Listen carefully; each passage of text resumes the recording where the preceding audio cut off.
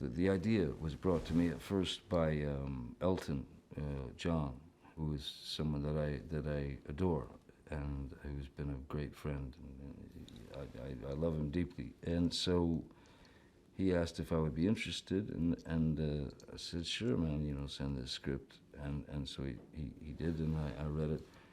And I didn't expect the script to, you know, like make me laugh out loud, you know. As John, the director, and I started working together, recording the character. It was a kind of a, how can we up the stakes here? How can we, you know, free things up? How can we make this joke funnier? And that relationship, I will always be so thankful of Elton for asking me to do it and introducing me to him, to the director, to John, because he's very, very, very, very, very creative and funny, brilliant man. So we had a lot of fun doing it as well.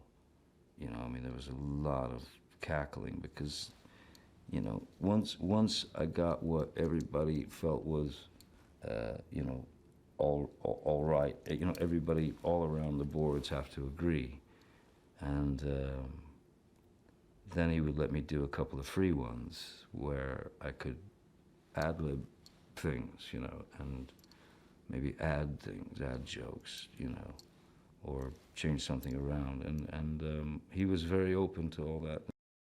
Sherlock Holmes has been played by so many different actors, so there have been so many variations of the character of Sherlock Holmes. I just want, what I wanted to do was, I wanted him to feel as if he were, I wanted him to sound as if he were pointed very sharp, you know, that he was sharp angled,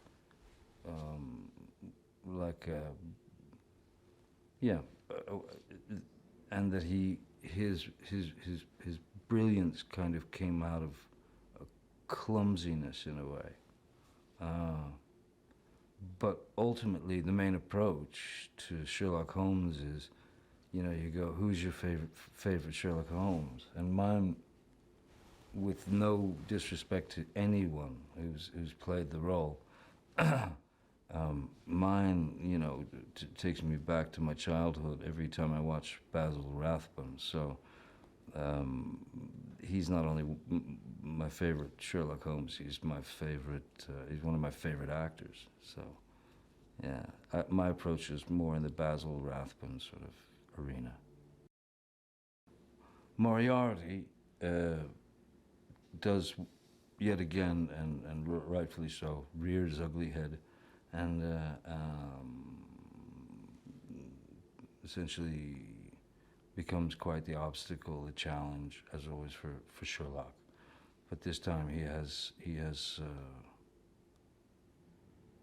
he's gone about things in a very, very different way, and the character itself is very interesting. It's not totally what one would expect. It's really comes out of yeah, a very interesting place.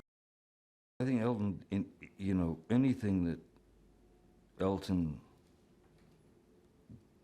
puts himself into is always 1,000%. He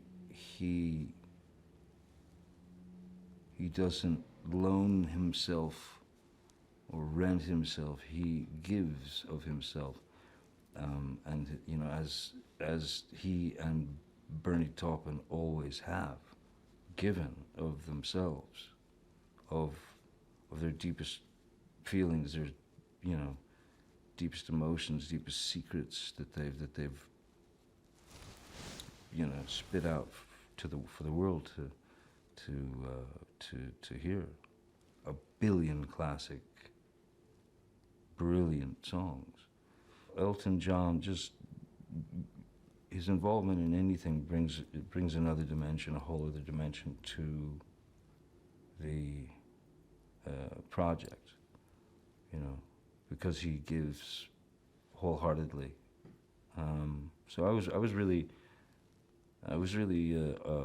honored when he asked me to be involved, and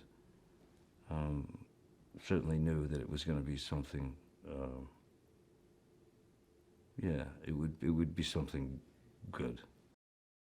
I got addicted to sort of watching these animated films. When my kids were little, there was something about them that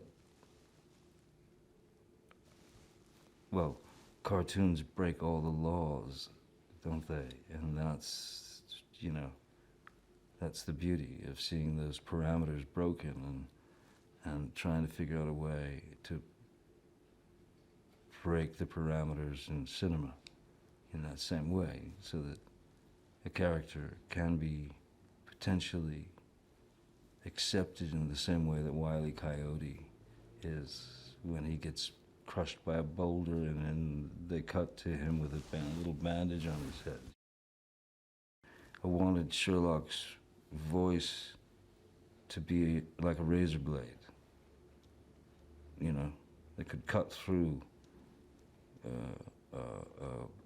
anything annoying, that could cut through, that he found annoying, anything, that someone's in the middle of some soliloquy and he would stop them, on a dime because he has something to say. And it's like this, I sort of pictured this sound of, a razor blade voice. And so that's kind of where I ended up. Well, first of all, I mean, I think the casting was superb. I mean, everyone brought, certainly the characters from the prior film, but the new cast, everybody really brought something to the party that kind of bounced nicely off of one another, even when we didn't record them together. I think the brilliance of John's casting and the putting of all these, taking all these wonderful voices and putting them all together to build this story in whatever way he pieced them together. I think it was a brilliant cast, amazing cast. What audiences have to look forward to with this movie is, gnomes. Expect gnomes and look forward to them. They're very good. Matter of fact, I'd go as far as saying they're the finest gnomes I've ever known. No. They're the finest gnomes I've ever known. Gnome. They're the finest gnomes I have ever met or known.